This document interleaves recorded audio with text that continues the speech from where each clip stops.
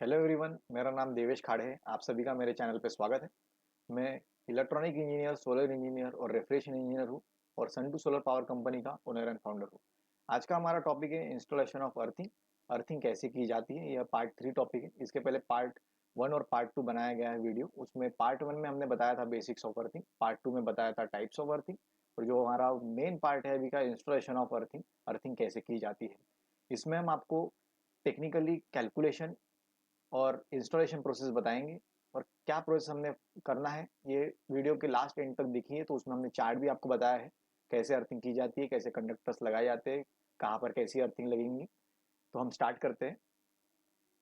Parameters affecting an earthing system and its importance. क्या parameters हमें affect कर सकते हैं अर्थिंग सिस्टम में या अर्थिंग करने के वक्त, या उसके इम्पोर्टेंस क्या है, ये हम देखेंगे। और इसमें क्या मेन प्रोसेस है जिसे हम फॉलो करते हुए अर्थिंग हमने करना चाहिए। तो पहला हमारा है type of soil, resistivity and compactness. तो उसमें क्या होता है, जैसा सॉइल जो है, तो इसका सॉइल रेशो अगर हम देखें तो इसमें हम सॉइल टेस्टिंग किया जाता है। सॉइल टेस्टिंग के बाद उसमें रेजिस्टिविटी देखा जाता है कितना क्या है। उसके बाद कॉम्पैक्टेंस है, इतना हम ज़्यादा प्रयोग करते नहीं है। सेकंड वाला जो है size and types of electrode. जैसा size and types of electrode, हमें साइज और इसका टाइप क्या रहना चाहिए, ये हमें वोल्टेज लेवल या वोल्टेज ऑफ उसके मतलब कंपोनेंट का काम करने का जो वोल्टेज है उसके ऊपर डिपेंड रहेगा। ये हाई वोल्टेज पे वर्क कर रहे हैं या लो वोल्टेज पे वर्क कर रहा है, उसके ऊपर डिपेंड होता है साइज एंड टाइप। इसका भी हम कैलकुलेशन वीडियो के एंड में बताएंगे आपको। उसके बाद थर्ड है डेप्थ ऑफ प्लेसमेंट। प्लेसमेंट मतलब डेप्थ ऑफ प्लेसमेंट मतलब कितना गहराई तक हमें इससे करना है, कितने हमारा इसमें कितना मीटर तक इसमें हमारा रहना चाहिए ग्राउंडिंग में, 1 मीटर या 1.5 या 2 मीटर या 2.5 मीटर या 3 मीटर। उसके बाद का टॉपिक, उसके बाद का पॉइंट है सॉल्ट कंटेंट। सॉल्ट कंटेंट में काफ़ी मतलब वास्ट है सॉल्ट कंटेंट अगर देखा जाए तो। सॉल्ट कंटेंट हो सकता है सॉइल में भी। सॉल्ट कंटेंट देखा जाए तो जैसा रेजिस्टिविटी मैट करते वक्त सॉल्ट कंटेंट हमें ग्राउंड में भी लगते हैं सॉइल में, या कार्बन में हम जब मिक्सचर करते हैं कार्बन मतलब कार्बन फॉर्मेशन मतलब कार्बन में भी सॉइल एंड कार्बन का भी मिक्सचर एक आता है। उसके बाद जैसा हम देखा जाए तो कोल है, कोल में भी सॉल्ट का कंटेंट मिला के वो भी डालते हैं, चारकोल वाला भी इसमें बनता है। उसके बाद मॉइस्चर, रेनफॉल। मॉइस्चर और रेनफॉल भी इसमें काफ़ी अफेक्ट करता है। मॉइस्चर जितना अच्छा रहेगा उसका आपका रेजिस्टिविटी या उतना आपका अर्थिंग काफ़ी प्रॉपर रहेगा। ठीक है। टेम्परेचर, टेम्परेचर भी इफेक्ट करता है। उसके बाद है closeness of packing and pressure. उसके बाद है फ्लूगेरिटी। उसके बाद एक करोजन इफेक्ट। करोजन इफेक्ट भी इसमें काफ़ी मेन पार्ट है। करोजन इफेक्ट ऐसा है कि कोई भी मेटल हो उसमें करोजन होना ही होना है, क्योंकि ये नेचुरली है। अगर कॉपर आप करते हैं तो इसमें भी करोजन होता है, टाइम लगता है, ड्यूरेशन ज़्यादा लेता है, पर होता है। जीआई में भी आप अगर देखते हैं टाइम लेता है जी, पर इसमें भी करोजन होता है। Method of earthing. तो पहला है कन्वेंशनल अर्थिंग। ठीक है, तो कन्वेंशनल अर्थिंग क्या है। तो conventional system earthing calls for digging of a large pit into which a GI pipe or a copper plate is positioned in the middle layer of charcoal and salt. It requires maintenance and pouring of water at regular interval. Resistance value is not stable for the ground. The year value changes due to the change in climate and temperature. Conventional earthing मतलब हम जिसे traditional earthing भी कहते हैं, जिसमें हम GI pipe का use करते हैं और कॉपर प्लेट्स का यूज करते हैं।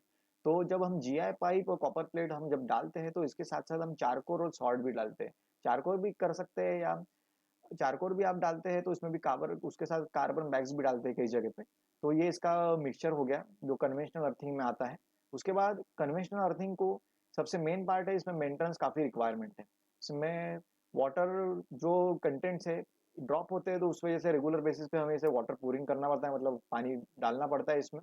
रेजिस्टेंस वैल्यू भी स्टेबल नहीं होती है इसमें, रेजिस्टेंस वैल्यू फ्लक्चुएट होती रहती है, क्योंकि डिपेंड है क्लाइमेट और टेम्परेचर पे। टेम्परेचर कम ज़्यादा होता है उस पर भी रेजिस्टेंस वैल्यू हमारी इसमें डिफर्ड होती है। उसके बाद का मेथड ऑफ अर्थिंग है maintenance free earthing. Maintenance free earthing देखा जाए तो एडवांस टेक्नोलॉजी ऑफ अर्थिंग भी कहा जाता है। अभी इन डेली लाइफ हम इसे देखें तो हम हर कहीं हमें ये मेंटेनेंस फ्री अर्थिंग मिल सकती है, या आप मार्केट जाते हैं उधर भी मिल जाएंगे आपको इसे maintenance free earthing. Maintenance free earthing क्या होती है, it is a new type of earthing system which is readymade, standardize and scientifically develop. Scientifically develop मतलब ये सर्टिफाइड अर्थिंग होती है। ठीक है। उसके बाद ये रेडीमेड, मतलब आपको मिक्सचर, इसका कंपाउंड मिक्सचर रेडीमेड मिल जाता है, उसमें कोई मिक्सचर या कोई कंटेंट कितना ऐड करना है उसकी ज़रूरत नहीं है, डायरेक्ट बैकपैक में आते हैं। और इसमें जनरली कॉपर रॉड्स यूज़ होती है, प्लेट्स भी यूज़ करते हैं कंपाउंड के साथ में, डिपेंड है साइड कैसी। उसके बाद बेनिफिट्स, ये जैसा मेंटेनेंस फ्री अर्थिंग है, इसके बेनिफिट्स क्या है? No need to pour water at regular interval expect in sandy soil. जैसा इसमें टाइम ऑफ ड्यूरेशन या रेगुलर बेसिस पे पानी डालने की जरूरत नहीं है, क्योंकि इसमें जैसा कंपाउंड होता है वो पानी की मात्रा ज़्यादा सोख लेता है, इसकी वजह से इसमें मेंटेनेंस का फ्री अर्थिंग भी कहा जाता है। Consistency, maintain stable and constant earth resistance around the year. काफ़ी वर्षों तक अगर यूज करते करते अगर देखते हैं हम, इसका रेजिस्टेंस लेवल मैच रहता है, मतलब प्रॉपर अर्थिंग कहलाती है। लो, जो लो रेजिस्टेंस पाथ लगता है अर्थिंग के लिए, वो मेंटेन रहता है, काफी सालों तक मेंटेन रहता है इसमें, as compare to conventional earthing. More surface area, the conductive compound create a conductive zone which provide the increased surface area for peak current dissipating and also get stable reference point। More surface area मतलब हम जब इसमें rod डालते हैं अर्थ करते वक्त, तो काफी बड़ा सरफेस एरिया वो कवर करता है। जैसे 1 मीटर रॉड हो गया, 1 मीटर डेप्थ तक कवर करेगा, 1.5 है, 2 है, 2.5 है, उसमें मैक्सिमम इस पे 3 भी है। उसके बाद है लो रेजिस्टेंस अर्थ, उसमें high conductivity carries high peak current rapidly. जैसा मेंटेनेंस फ्री अर्थिंग में जो हमारा रेजिस्टेंस लेवल रहता है वो काफ़ी लो होता है, ये इसका बेनिफिट है।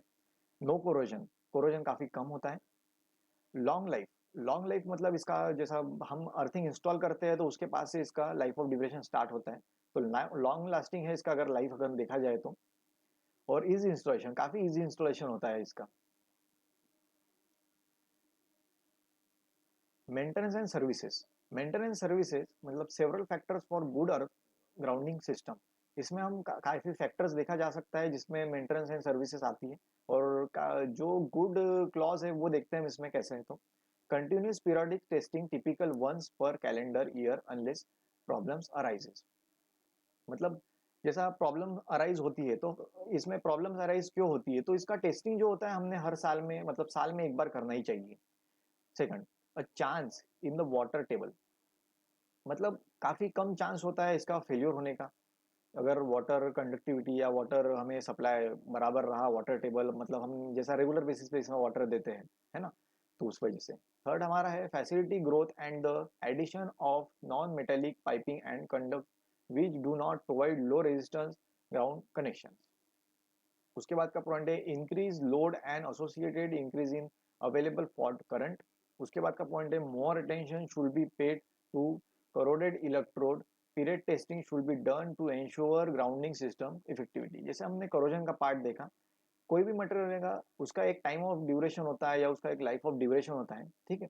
तो लाइफ ऑफ ड्यूरेशन हर मीटर का अलग अलग होता है, तो इसमें मेंटेनेंस जरूरी है, सर्विसेज जरूरी है। उसके बाद जैसे ही लोड आपका बढ़ता है या लोड कैलकुलेशन बढ़ता है, तो लोड कैलकुलेशन बढ़ेगा तो फॉल्ट या जैसे हम बोलेंगे लीकेज, लीकेज करंट बढ़ेगा, पर उस हिसाब से आपकी अर्थिंग हुई है या नहीं हुई है, तो ये प्रॉपर तरीका कैसे जाने, तो ये मेंटेनेंस या सर्विसेज के जरिए ही आप जान सकते हैं, ठीक है। क्योंकि इंस्टॉलेशन के टाइम में जो आपने अर्थिंग की थी उस टाइम का लोड आपका अलग था, इंस्टॉलेशन होने के बाद काफ़ी ईयर्स अगर गुजर जाते हैं उसके बाद आप काफ़ी इक्विपमेंट्स या मशीनरीज ऐड करते हैं, तो आपका लोड में भी बढ़ता है, तो उस वजह से ये मेंटेनेंस सर्विसेज में ये टॉपिक किया जाता है। तो ये गुड प्रोसीजर हो गए हैं, इसका फैक्टर्स गुड फैक्टर्स है ये, अगर अर्थिंग हमारी प्रॉपर है या नहीं है, मेंटेनेंस सर्विस देना है, तो ये हमारे क्लॉज इसमें कवर होते हैं। टाइप्स ऑफ अर्थिंग सिस्टम, ये काफ़ी मेन है। कितने टाइप्स ऑफ अर्थिंग सिस्टम है? 6 टाइप्स ऑफ अर्थिंग सिस्टम होते हैं, ठीक है। There are basically 6 grounding system in use. तो पहला हम देखते हैं equipment grounds. And equipment ground is the physical connection to earth of non current carrying metal parts. Equipment grounding, equipment grounding क्या है? जैसे होम अप्लायंसेज हो गया, इसे भी हम इक्विपमेंट ग्राउंडिंग कहते हैं। कमर्शियल सेगमेंट में जाते हैं तो कमर्शियल सेगमेंट में काफ़ी बड़े बड़े इक्विपमेंट्स होते हैं या कंप्यूटर्स होते हैं, उसे भी ग्राउंडिंग करना ये इक्विपमेंट ग्राउंडिंग में भी आता है। सेकंड में जाते हैं static grounds. A static ground is a connection made between a pieces of equipment and the earth for the purpose of drawing of static electricity charges before a flash over potential is reaches. Example, dry metal handling, flammable liquid pumps, delivering equipment, plastic piping and explosive storage facilities. Static current, static current क्या होता है? Static current मतलब हमने earthing तो proper करा दी है, ठीक है, पर उसके बाद भी स्टैटिक चार्जेस जनरेट होते हैं, ठीक है। तो स्टैटिक चार्जेस अगर जनरेट होते हैं तो उससे भी अगर प्रिवेंट हमें करना है, उससे भी अगर हमें प्रिकॉशंस लेनी है, तो अर्थिंग ही काफी मैंडेटरी पार्ट है इसमें, जो स्टैटिक करंट को भी रिड्यूस करके लो रेजिस्टिव लेवल में, लो पाथ में ले जाके इसे हम नील कर दे सकते हैं, ग्राउंड कर दे सकते हैं। तो जैसा स्टैटिक ग्राउंड से मेन अगर देखा जाए तो जैसा ये देखा जाए तो फ्लेमेबल चीजों में जैसा कहीं टैंक बना है, मतलब पेट्रोल पंप, या कहीं स्टोरेज, मतलब हमारा जैसा लिक्विड्स होते हैं, लिक्विड्स फॉर्म में जैसा एसिड्स होते हैं हर जगह, जैसा वहाँ पे स्टैटिक करंट बनने की मतलब गुंजाइश ज्यादा होती है, वहाँ पे हमारा ये अर्थिंग काफी कारगर है स्टैटिक में। Types of earthing system. Systems groundings. A system grounds refer to the point in an electrical circuit that is connected to earth. This connection point is typically at the electrical neutral. The sole purpose of the system ground is to protect equipment. This ensures longer insulation life of motors, transformers and other system components. System grounds, system grounds अगर देखा जाए तो हम इसे neutral में भी डाल के सिस्टम ग्राउंड्स कराते हैं। जैसे हमारे पास सप्लाई आ रहा है, सप्लाई हमने देने के बाद बोर्ड में दिया है, तो बोर्ड में देने के बाद हमारा वहाँ जहाँ न्यूट्रल पॉइंट होता है उसे भी हम डायरेक्ट ग्राउंड करते हैं इन मेनी पॉसिबल कंडीशंस। उसके बाद जैसा हमारे पास जो भी इक्विपमेंट्स है उसे ग्राउंड करने के लिए एक पॉइंट हमारा मेडोटरी वहाँ बना होता है, चाहे पीसीबी पे हो चाहे उसके बॉडी अर्थ पे हो, तो इसे सिस्टम ग्राउंड कहते हैं। पूरे इक्विपमेंट को ग्राउंड करना, पूरे इक्विपमेंट में एक ग्राउंडिंग का पॉइंट रहता ही है या दिया ही गया होता है जिसमें लिखा होता है अर्थिंग पॉइंट, उसे ग्राउंड करना, इस सिस्टम ग्राउंड कहा जाता है। Maintenance ground, this type ground is utilised for safe work practices and is a temporary ground. जैसा temporary ground, system ground, maintenance ground, मतलब कहीं हम मेंटेनेंस करने जाते हैं तो हमें मेंटेनेंस करते वक्त हम जैसा हाई वोल्टेज पे वर्क करते हैं, कहीं लो वोल्टेज पे भी वर्क करते हैं, तो वर्क करते करते अगर हमें शॉक लग जाए तो उसके मेंटेनेंस या उसके प्रिकॉशंस के लिए हम मेंटेनेंस ग्राउंड देते हैं। वहां पे मेंटेनेंस करते वक्त जो ग्राउंडिंग करते हैं उसे मेंटेनेंस ग्राउंड कहते हैं। उसके बाद टाइप्स ऑफ अर्थिंग में एक और पॉइंट है electronic grounds. Grounding for electronic equipment is a special case in which the equipment's ground and the system ground are combined and applied in unity. Electronic equipment grounding systems must not only provide a mean of stabilized input voltage level but also act as a zero voltage reference point. Grounding system for the modern electronic installation must be able to provide effective grounding and bonding function well into the high frequency megahertz range. जहाँ पे भी जैसा high frequency, जैसा हमारे यहाँ India में तो 50 hertz पे ही वर्क होता है, बाहर फॉरेन कंट्रीज में, यूएस कंट्रीज में 60 हर्ट्ज पे वर्क होता है।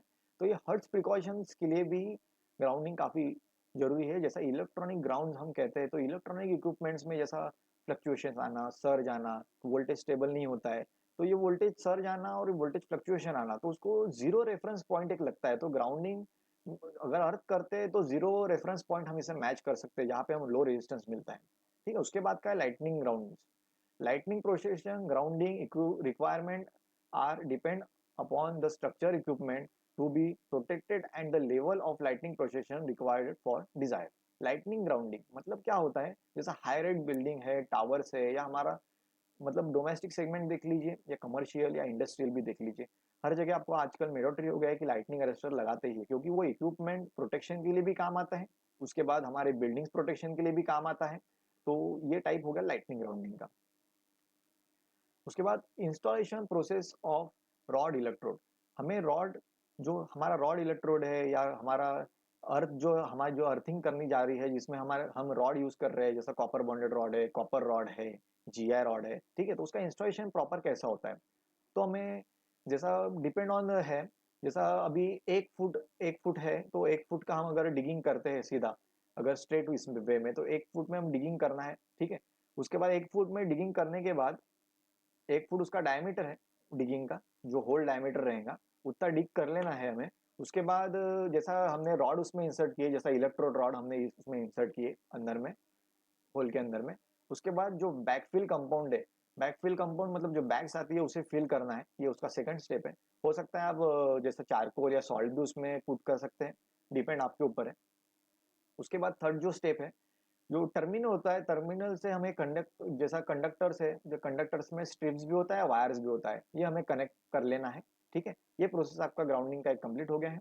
उसके बाद हमारा फाइनल जो प्रोसेस आता है अर्थ पिट कवर। अर्थ पिट कवर उसमें डाल के इंस्टॉलेशन करना है, मतलब मेंटेनेंस कहीं देना है आपको, कभी उसमें पानी डालना है उसका पीएच वैल्यू मेंटेन करने के लिए, या कभी उसके मतलब मॉइस्चर मेंटेन करने के लिए पानी डालना है तो अर्थ पिट कवर यूज होता है। उसे ओपन कर लीजिए या इजीली उसमें पानी पोर करके आप उसमें मेंटेनेंस कर सकते हैं। तो जो हमारा कंडक्टर या स्ट्रिप वायर है तो उसका मिनिमम, जैसा हम अगर स्टैंडर्ड कंडीशंस देखें तो स्टैंडर्ड प्रैक्टिस में हम देखें तो कंडक्टर्स हमारा कभी भी हमारा सरफेस से 2 फीट नीचे से ही जाना चाहिए, ये इसका स्टैंडर्ड प्रैक्टिस आता है। इसके बाद अगर हम देखते हैं installation process of plate, same है एज इट इज जैसा वो किया है, सिर्फ इसके रॉड के बजाय इसमें हमने प्लेट डाली है। सेम प्रोसेस हम इसमें फॉलो करेंगे, प्लेट डालेंगे, उसके बाद हम इसमें जैसा हमारे पास चारकोल या सॉल्ट है उसका मिक्सचर डालेंगे, नहीं तो कंपाउंड का मिक्सचर डालेंगे। उसके बाद कंडक्टर स्ट्रिप पहले से लगा के ही डाली होंगी इसमें, क्योंकि हमें डिग करेंगे तो प्लेट तो काफी नीचे ही होंगी, तो कंडक्टर भी 2 फीट नीचे ही रहना चाहिए हमारे सर्फेस एरिया से। उसके बाद अर्थक्वेक कवर हम इंस्टॉल करेंगे as it is for maintenance. अभी कैलकुलेशन ऑफ अर्थिंग, ये हमारा काफी मेन पार्ट है। हर कोई पूछता है जैसे रॉड हम डालेंगे तो उसका डायमीटर, उसका साइज कैसे रहना चाहिए, प्लेट हम डालते हैं तो उसका वेट और उसके डायमेंशंस कैसे होना चाहिए, तो इसमें हमने क्लेरिफाई कर दिया है। ये कैलकुलेशन एज पर हमारा कंपनी है जो सन2 सोलर पावर कंपनी है, ठीक है। इसमें जैसा 17.2 हमने जो नोट में मेंशन किया है, 17.2 जो है वो डोमेस्टिक अप्लायंसेस की, डोमेस्टिक के लिए हम यूज करेंगे डायमीटर वाला जो पाइप है। उसके बाद 50 जो है कमर्शियल के लिए, 80 इंडस्ट्रियल के लिए। ये थंब रूल एक है स्टैंडर्डाइज, हमने जैसे सन2 सोलर पावर कंपनी के हिसाब से हम जो अर्थिंग करते हैं उसमें हमने प्रेफर करते हैं इसे हम। तो जैसा पहले हम रॉड अर्थिंग में आते हैं, तो जैसे पहला पॉइंट देखते हैं रॉड अर्थिंग में आते हैं तो लोड में अगर जाते हैं तो पहला देखें 1 किलोवाट टू 3 किलोवाट। तो इसमें डायमीटर ऑफ अर्थिंग है, तो डायमीटर ऑफ अर्थिंग इसमें मैंने मेंशन किया है, डोमेस्टिक रहेगा तो क्या रहेगा, कमर्शियल है तो कैसा है, इंडस्ट्रियल है तो कैसा है। तो 17.2 डोमेस्टिक के लिए, 50 का जो डायमीटर रहेगा पाइप का वो कमर्शियल सेगमेंट में यूज कीजिए, 80 का जो डायमीटर है वो इंडस्ट्रियल लेवल में यूज कीजिए। पर इसमें लोड में अगर देखा जाए तो 1 से 3 किलोवाट तक रहेगा, तो इसकी जो रॉड है या पाइप है उसका जो लेंथ है वो 1 मीटर रहेगा। उसके बाद लोड में अगर 3 किलोवाट टू 5 किलोवाट हम अगर हम देखते हैं तो लॉड रॉड है उसका लेंथ जो रहेगा 1.5 मीटर रहना चाहिए। 5 to 8 किलोवाट के लिए हम अगर देखते हैं तो रॉड और पाइप का जो लेंथ है वो 2 मीटर रहना चाहिए। उसके बाद जो लोड है 8 to 10 किलोवाट अगर वैरी होता है तो रॉड और पाइप का जो लेंथ है 2.5 मीटर रहना चाहिए। अबाउट 10 किलोवाट अगर सप्लाई वहां आ रहा है तो उसके लिए 3 मीटर आप यूज कीजिए, ठीक है। उसके बाद अगर हम प्लेट में देखते हैं तो प्लेट में लोड अगर 1 से 3 किलोवाट है तो इसका डायमेंशन क्या रहना चाहिए प्लेट का। तो डायमेंशन जैसा इसमें हम देखते हैं प्लेट का, और विथ विड्थ अगर देखते हैं तो विड्थ जैसा है 1 रहना चाहिए 1 किलोवाट से 3 किलोवाट तक के। तो इसका जो डायमेंशन है ये फुट्स में है, इंचेस में लिख दिया गया है इसमें, जब फुट में 1 बाय 1 फुट में यूज हो देगा इसमें। और लोड अगर 3.5 से तो 5 किलोवाट तक अगर जाते हैं तो 1.5 into 1.5 फुट प्लेट डायमेंशन है। विड्थ है इसका 2 5 to 8 किलोवाट अगर जाते हैं तो 2 बाय 2 फुट है। जो विड्थ इसका प्लेट का है वो 3 है। 8 किलोवाट टू 10 किलोवाट अगर जाते हैं तो डायमेंशन ऑफ जो प्लेट है 2.5 to 2.5 फुट होता है, जो 4 इसका प्लेट का विड्थ होगा। अबाउट 10 किलोवाट जाते हैं तो 3 बाय 3 फुट की हमारी प्लेट रहनी चाहिए। उसके बाद उसका जो विड्थ होगा वो 5 रहेगा। ये हमारा कैलकुलेशन चार्ट है, इसको आप प्रेफर करते हुए अर्थिंग का इंस्टॉलेशन आप प्रॉपर कर सकते हैं। उसके बाद जैसा आपको आपका हमने इसमें इंस्टॉलेशन हमने टॉपिक कवर कर दिया है। हमारी सर्विसेज जो कंसल्टिंग सर्विसेज वो एजुकेशनल पर्पस के लिए भी है, installation and maintenance of earthing के लिए भी है, how to start earthing business उसी के लिए भी है, मैन्युफैक्चरिंग ऑफ अर्थिंग उसी के लिए भी है। हमने हमारा कॉन्टैक्ट डिटेल जैसा फ़ोन नंबर और ईमेल आईडी इसमें दिया गया है। Thank you.